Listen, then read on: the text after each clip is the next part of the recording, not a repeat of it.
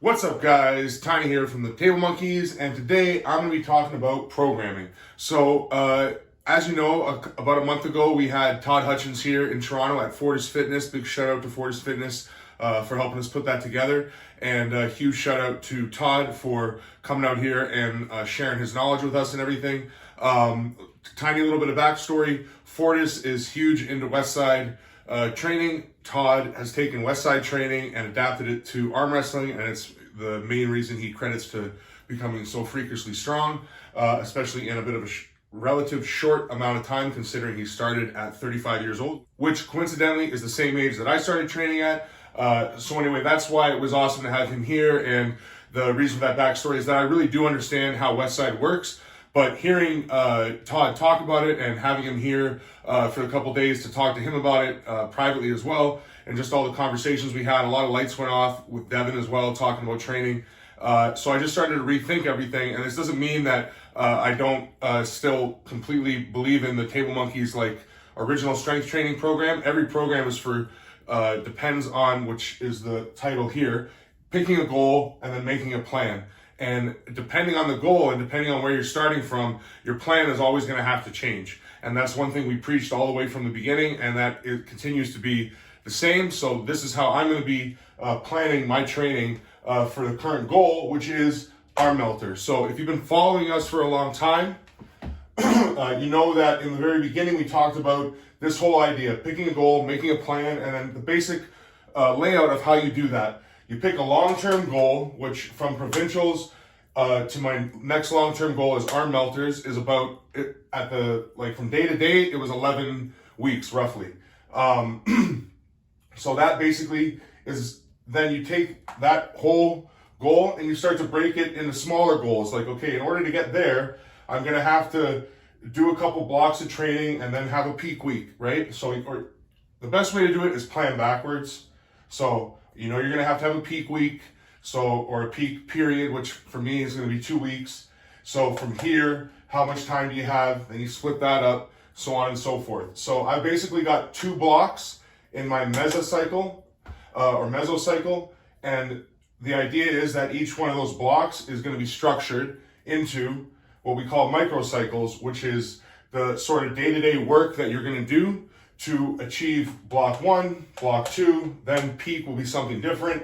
And if I put all 3 of those things together, I should make it to my goal relatively on target. All right, so I just want to talk about the layout and what I've laid out that's different from what we've been doing, or what I've been doing, and Alex as well, for at least a year. And then we kind of talked about our training before that, but for the last year, pretty much at least, maybe even 18 months, we've been sticking to our strength training program, which is more for someone who's still trying to build a base of strength, but also get better at arm wrestling at the same time. This plan that I've come up with is someone who's more dedicated to arm wrestling and needs to get more specifically strong in areas of arm wrestling, because the base strength is at a level that's competitive enough with the people that I'm competing with, that I don't need to work on that anymore. I need to get all the details more ironed out, and the max effort training and the speed work that Todd talks about, the way he's incorporated it and the way he's figured it out with his pad to pad, peg to peg, corner to corner, which is, I believe, the things that he refers to as the vectors. That whole aspect of how to apply Westside to that is where, like, a big light went off. So the basic thing that I want to go over today is just the way that I've laid out the block and then the week. Okay, so hopefully over the next couple weeks, I'm going to be able to get out a video each week leading up to the arm melter that basically breaks down each day individually and shows some progress, and then kind of a conclusion video talking about how I'm going to approach my peak for that goal. So today, like I said, first thing I want to talk about is the blocks, the mesocycles, and how I'm laying those out. So you basically got week 1, week 2, week 3, week 4. It's a 4-week block, and I'm going to be tracking my max effort for week 1, 2, and 3. So I'll get a set point. So we'll call that X, and then week 2, I'm going to try to do X plus, let's say 5 to 10. You know what I mean? It depends on the movement. With a lot of these arm wrestling movements, adding 5 pounds is a lot. So it might not even be 5 pounds. It might be 2.5. And then same thing for week 3 is going to be X plus more than that. Let's just use simple numbers and say 10. And then week 4, I'm not going to do a max effort. So speed work, same thing. Basically what I've done with the speed work, well, I'll explain that down here, but the speed work, I'm not going to try to progress the weight. I either change the type of speed that I'm doing, so either band or chain, and then the point is I'm not trying to progress the weight. I'm going based on how I feel. I'm using that much more as an RPE set point. So if I'm feeling good, I might add 5 pounds from the week before. But if I'm not feeling as good this week, I'm not gonna kill myself on the speed work. I just want to make sure to get the work in and to be explosive. And the way speed work works, which I'll talk about these two things, speed work and max effort, a little bit in this video.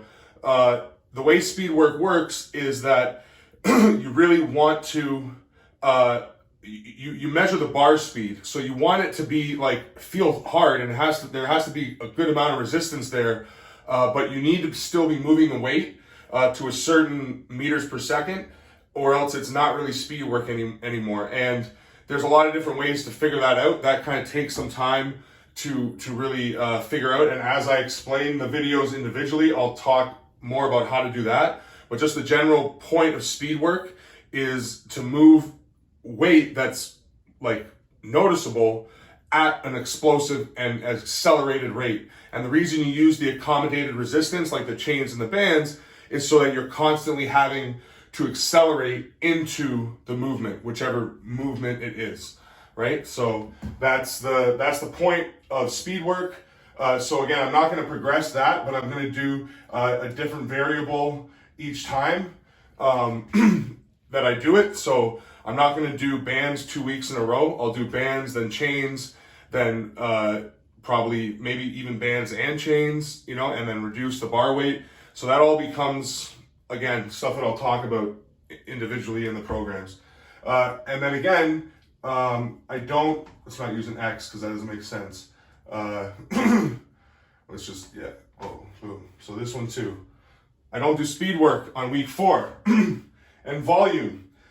My volume work is, again, all the reps and sets, the 5x5s, the 4x8x12, like where you're putting in somewhere between 25 and 50 reps in total for the day, but again, at a noticeable percentage that it's not weight you can move for a lot more times than that, right? So we're gonna do the volume work, and with this, for the most part, I'm just trying to do the same thing here. X plus 5, X plus 10. I'm just trying to increase the weight as we go through. And then when we get to week 4, the volume work is not that I do it, but I do a lot less than the previous week.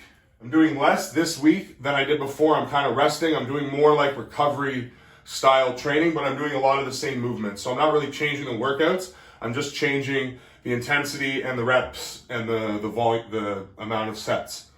Okay, now for practice, this is where why I'm doing this part here in week 4 is because of the way I am going to be handling practices. So in practice, I'm mainly doing technique and volume.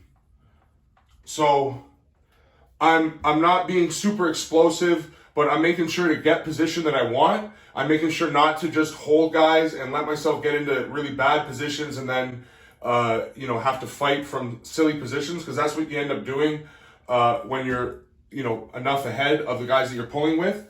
But now what I want to do is be not necessarily offensive where I'm trying to attack more, but much more aggressive in how I'm trying to take and hold positions that I want to be in, and then forcing them to try to work out of those positions a little bit more.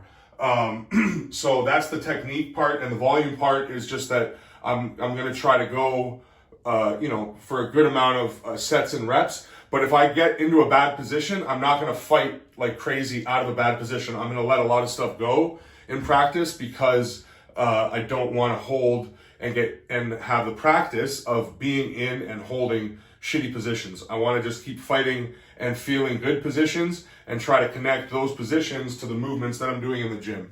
So that repeats for this week and this week. And then on this week, this is the week that I go balls out. So if I can meet up with somebody big, like if I can be able to go practice with Ian, or Rick, something like that, that's, going to be where we're both going to have to really fight and have a good practice. And I'm probably going to be on the lesser side of most of the fights. So I'm going to be, having to really struggle and maybe getting opened up and that kind of stuff. This is going to be my like 10 out of 10 practice is week 4. And that could even be like a super match planned that I don't really like peak for necessarily. That just goes like into my training, sort of the way that Todd does it, where like the week of the match is the only week that he really changes. So it's possible, like not a super high level one, but maybe somebody challenging for a spot or something like that, that would make sense that I'd be able to handle that on that day, and then sort of kick right back into training. Because like Todd said, with the max effort training, which is the next thing I'll talk about, is that it's not necessarily about setting a PR and like hitting a new max every single week. It's about, in reality, what max effort training is about learning how to strain. And this is talking more from Westside, not necessarily like something that I learned from Todd. This is more talking about the understanding what max effort is for. What max effort is for is when you're going through a movement and you start to lose something, you're aware enough of what's going on because you're capable of straining, of pushing at like close to 100% or as close as you can get to it, while still maintaining mental focus on what it is you're doing. So if you're starting to lose your wrist and you know that you've got to make sure you keep your shoulder behind it more, you become much more aware of that as you train that at a high intensity. As much as you can do that, like let's say you do 12 reps and on the 12th reps is really hard and you start to lose stuff, that's not max effort. That's different than max effort. Max effort is trying to get something to move, like, and having to push everything you have. At this point, the reason it's failing is because of fatigue. On a max effort, the reason you're failing is because you can't apply enough force. So learning how to apply maximum force and still be cognizant of what you're doing. If you're in a squat, knowing your hips are like flying backwards, so you're thinking hips through, or your knees are coming in, so you're thinking knees out, or you need to get your elbows under the bar. Like there's all these different cues that you have because of positions of your body that are going to start breaking down because you're pushing at 100% and you start to lose mental focus on your proprioception. I can't say it. Alex will correct me on it next time. Anyway, your ability to know what position your body's in, there's a word for that. Maybe I can put it down here. And the point is that the more you can be in tune with that and be pushing at 100%, that's what training max effort's about. So if I'm beat to shit after this practice and week 1 that I start with is not very good, that's why this variable is always going to be based on how I'm feeling that day. It could be I felt like absolute shit this day, so a movement that I should only be able to go up by like 2.5 pounds a week, I go up by 10 pounds because I'm actually feeling good. And like if I was feeling just as good this day, I might have only hit like 2 pounds less than what I hit this day. But because I was so beat up from practice, I was 10 pounds away that day. So you don't worry about necessarily hitting the PRs. You want to find that maximum effort and where you're having to push with everything you have to get the weight to move. And in doing so, you start to lose, like your failures are that you lose certain positions as you're trying to achieve that movement. And then you know, okay, that like, it was my flexion here that's going when I'm trying to do this move. It's not my shoulder, like my shoulder's not giving out, it's my wrist. So you do a bunch more wrist curls. But learning how to strain is what max effort's about. It doesn't necessarily make the muscle stronger. Volume work, in a sense, kind of makes the muscle stronger. What it does is it makes the muscles fire like together. It's like the guy at the front of the boat going, like, commanding everybody to row at the same time. Like, that's what max effort training is. It's like training that person. Volume training is like making as many of these, volume is like making as many rowers as you can. And then speed work is having them firing like in unison, like being able to go from 0 to everyone fires at the same time really quickly. And you can train all three of those individually, and that's how you get stronger, and that's the secret behind Westside. All right, guys, as always, this video is getting longer than expected. So now I'm just gonna break down like the week quickly and the way I've laid it out. So now that I've explained like how my practice works within the week, day one in our programs are always our pulling day, because then you base the rest of the week always off of how that day went, as I just explained about back here. So pulling volume technique, less than 8.5 RPE. That's usually on a Saturday. Work capacity day is going to be Sunday, so that's deadlifts. I do it with an axle bar, 8x8, and recovery work. So all my reverse, external rotation, all that stuff I do on that day. Then day number 3, which is now Monday, is usually my heavy pressing day.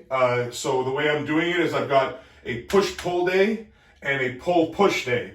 And the idea there is I'm heavy push, light pull, heavy pull, light push.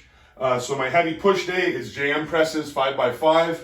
And then I'll do like 2 circuits, like 2 supersets, sorry, of push-pull movements. And that's usually a Monday. Then day 4 is my pad-to-pad. So the way I've broken it down is I'm going to do pad-to-pad movement and peg-to-peg movements for my max effort and speed. And again, with the way the week works out and the way you're supposed to do Westside, you want to make sure to get at least one day in between when you do your max effort and your speed work for the same vector. So if I'm doing traditional powerlifting, I don't do my max squat on Tuesday and then on Wednesday do my speed work for squat. I need to wait at least until Thursday, maybe even Friday if I can. So with the way the week works out, the way I've done it, I'm going to do my pad-to-pad max effort on day 4, and then I'm going to do my speed work for my peg-to-peg movement on day 4. Then I'll do a little bit of volume work on that day as well to end off. Then day 5 is pull-push.